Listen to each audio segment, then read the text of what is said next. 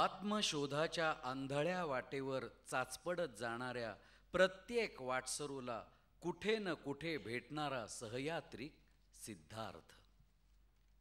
बुद्धाच्या सिद्धीपेक्षाही मला त्याचे सिद्धार्थपण हे जास्त महत्त्वाचे वाटते. तसे त्याने फारसे दुःखही पाहिले भोगले नव्हतेच, पण एवढ्याशा दुःखाच्या दर्शनानेही त्याचे राजवंशी अस्तित्व उद्ध्वस्त झाले. हा उद्ध्वस्तपणा झेलतानाच्या सर्व व्यथा ओंजळीत घेऊन तो तडक निघाला. व्यथेला ईश्वरी करुणेची परिमाणे देण्यासाठी उरी फुटून निघाला. अनुभवाचे पंख कापून दुःखाला मानवतावादाची शिस्त लावण्याची त्याने घाई केली नाही. ज्याने आयुष्यभर कुठल्याही प्रस्थापित मूल्यांचे दडपण मानले नाही आणि निर्माणक्षम अस्तित्वाची जडणघडण होत असताना या प्रक्रियेला कुठल्याही तडजोडीच्या वेठीस धरले नाही, तो सिद्धार्थ. त्याचे व्यासपीठ होऊ शकत नाही, करू नये. व्यासपीठे म्हणजे अस्तित्व शोधाचे पंख कापून मुद्दाम दुबळ्या केलेल्या सामर्थ्याची चेष्टा करणारे कत्तलखाने असतात. बॉदलेअर या फ्रेंच कवीनं अल्बेट्रॉस नावाच्या महापक्षावर एक कविता लिहिली आहे. या पक्षाचे पंख अजस्र असतात, डौलदार असतात. आकाशात भरारी मारणे हेच त्याचे सामर्थ्य आणि सौंदर्य. पण या पंखांचे वजन जमिनीवरून चालताना पेलत नसल्यानं हा पक्षी फार केविलवाणा दिसतो. जहाजावरच्या एका कॅप्टनने अशा एका समुद्र पक्षाला बेताने गोळी घालून अर्धवट जायबंदी केले आणि मग डेकवर मजेत चिरूट ओढत तो अगडबंब पक्षाच्या देहाची केविलवाणी बेडौल चाल बघत राहिला. घायाळ सामर्थ्याची चेष्टा करण्याची उर्मी आणखीनच अनावर झाली तेव्हा कॅप्टनने या महापक्षाच्या पंखाला जळत्या चिरुटाचे टोक लावले. अनवट विणीच्या चिरेबंद नक्षीत छिद्र पाडल्यावर कॅप्टनला कृतकृत्य झाल्यासारखे वाटले. 4 सवंगडी बोलावून मग तो महासामर्थ्याच्या चेष्टेत स्वतःचे आत्मप्रतारक सामर्थ्य शोधण्याचा प्रयत्न करीत राहिला. सिद्धार्थाच्या आयुष्यातील प्राणतत्वाची पिंजण नाकारून त्याच्या सिद्धीला मानवतेचे तत्वज्ञान मानणारी व्यासपीठे बघितली की मला अपरिहार्यपणे समुद्रावरच्या महापक्षाची टिंगलटवाळी करणारी शहाण्यांची सभा आठवते. व्यासपीठे अशीच बेमालूमपणे माणसांची विटंबना करीत राहतात. अनुभवांच्या तोडमोडीला भिवून तडजोडीचा मार्ग स्वीकारण्यासाठी पठडीचा आश्रय. मग प्रेषिताच्या व्यथासूत्रांचे काय? शरण मंत्रांनी आणि मुल्ला मौलवींच्या पहाट गजरांनी आवाजाची दुनिया घटकाभर स्तब्ध होत असेल, पण ती हादरून जात नाही. मंत्रामागचे प्रेषितांचे अनुभव हेच खरे मार्गदर्शक असतात. पठडीबाज गुरूंच्या आश्रयानं मार्ग तर सापडत नाहीतच, उलट दिशाभूल होत राहते. अशी दिशाभूल नाकारणे अथवा स्वीकारणे हा ज्याचा त्याचा वैयक्तिक प्रश्न.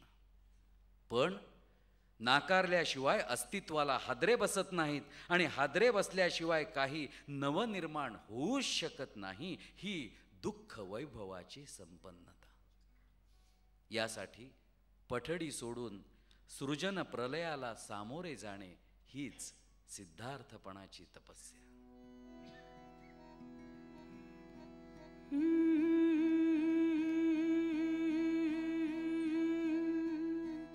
कंठात दिशांचे हार, कंठात दिशांचे हार, निळाभिसार वेळूच्या राणी.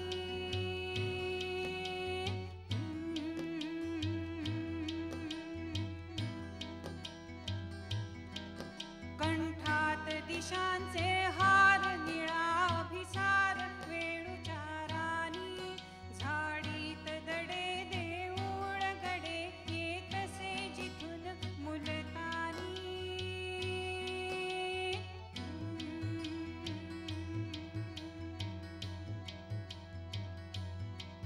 कंठात दिशांचे हार, निळाभिसार निळाभिसार वेळुचारानी झाडीत दडे देऊळ गडे येतसे जिथून मुलतानी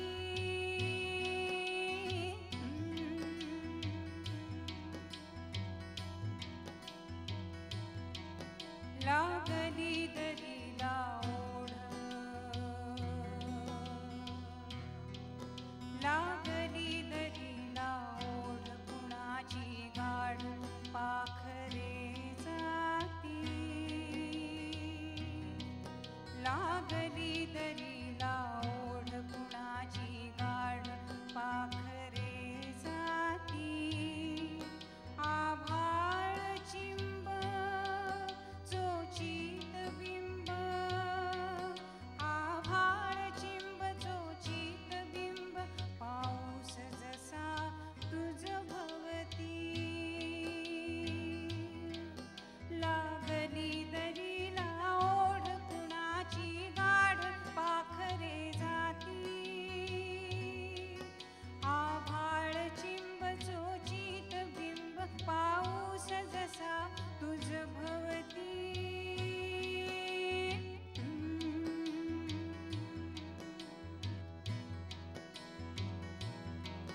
गायींचे दुडुदुड पाय डोंगरी जाय पुन्हा हा माळ गायींचे दुडुदुड पाय डोंगरी जाय पुन्हा हा माळ डोळ्यात सांज वक्षात सांज गुंफिते दिव्याची माळ डोळ्यात सांज वक्षात सांज गुंफिते दिव्याची माळ गायींचे दुडुदुड पाय डोंगरी जाय पुन्हा हा माळ डोळ्यात सांज वक्षात सांज गुंफिते दिव्याची माळ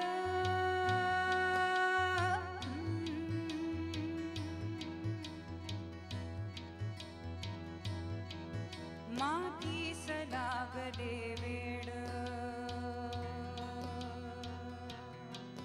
मातीस लागले वेड अंगणी झाड एक चाफ्याचे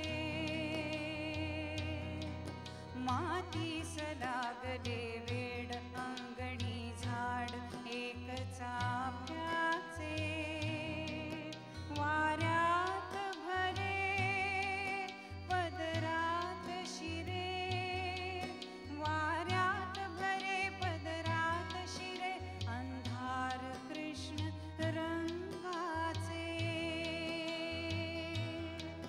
मातीस लागले वेड अंगणी झाड एक चाफ्याचे वाऱ्यात भरे पदरात शिरे अंधार कृष्ण रंगाचे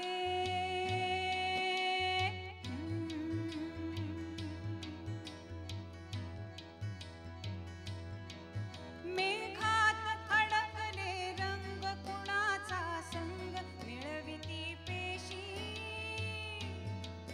मेघात अडकले रंग कुणाचा संग मिळविती पेशी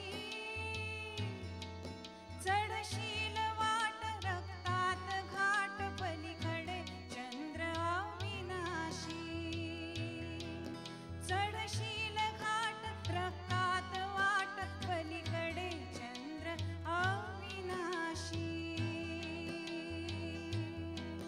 कंठात दिशांचे हार कंठात दिशांचे हार निळाभिसार वेळुचारानी झाडीत दडे देऊळ गडे येतसे जिथून मुलतानी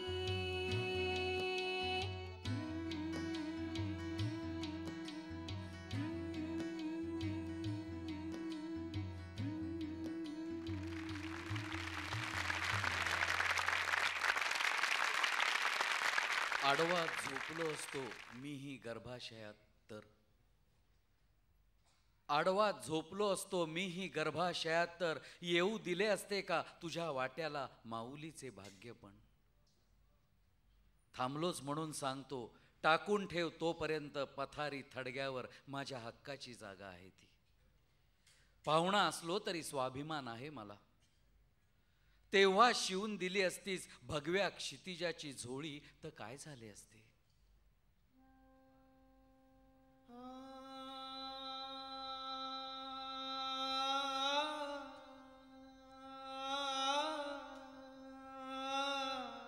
ते चंद्रगंध विटले, चोळी दुधात भिजली, पाठीत वाकताना आई गळ्यात हसली.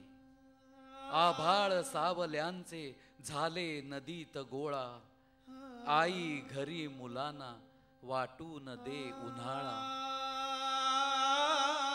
देशी कुण्या विदेशी बुलली कळेन सांज, आई निजे दुपारी उलटी करून शेज. ती आई होती म्हणून घन व्याकुळ मीही रडलो. त्यावेळी वारा सावध पाचोळा उडवित होता.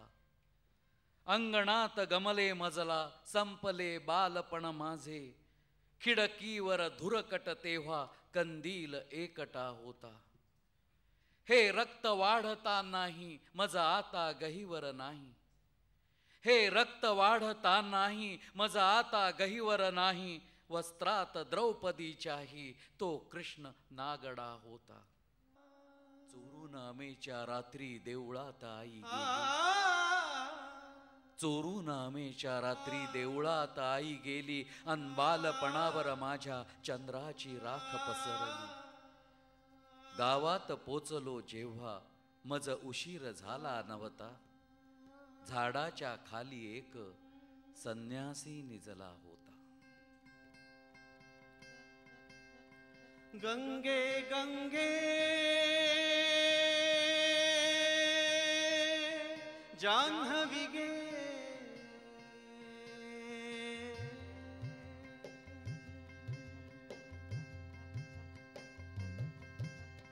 गंगे गंगे जान्हवी गे. माझे पाय ओढून घे,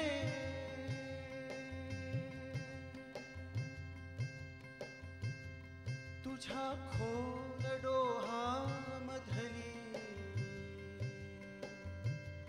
तुझ्या खोल डोहामधली एक भूल मला दे.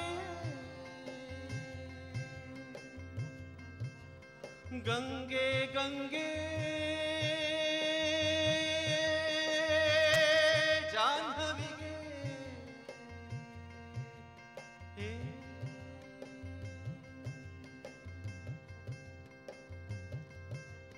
गंगे गंगे जान्हवी गे, गंगे गंगे जान्हवी गे. माझ्या कळ्या विखरून टाक, पाठी मागे सूर्य गेला, पाठी मागे सूर्य गेला तरी नाही माझी हाक. गंगे गंगे जान्हवी गे, गंगे गंगे जान्हवी गे. काठावरचा वारा, गंगे गंगे जान्हवी गे. काठावरचा वारा हाडा नाही पिळून घेता,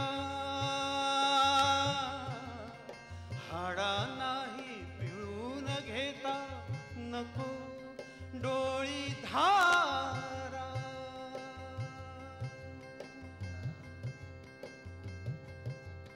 गंगे गंगे जान्हवी गे.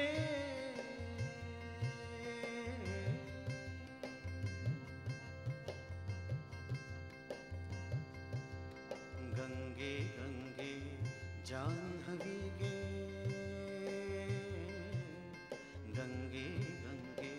जान्हवी गे पूर येता कसे गंगे गंगे जान्हवी गे पूर येता कसे पाण्यामध्ये निजते का पाण्यातले मासे गंगे गंगे जान्हवी गे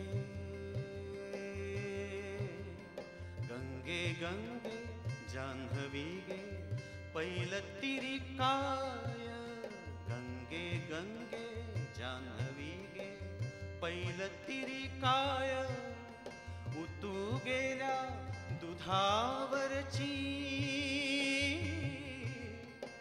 उतू गेल्या दुधावरची मला नको साय